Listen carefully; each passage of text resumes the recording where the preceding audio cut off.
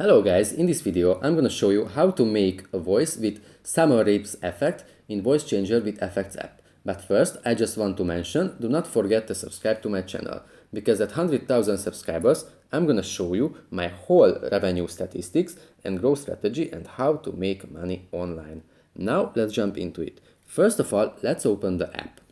As we can see, here we have a lot of options, but first we need to record something.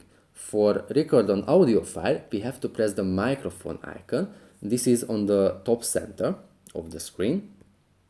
And we have to say something. For example, let's say, hello guys, I will show you how to change your voice with this app. Now we could choose from a ton of different effects. For the summary effects, we have to scroll down to the bottom and search for the summary option, and we have to press the play button.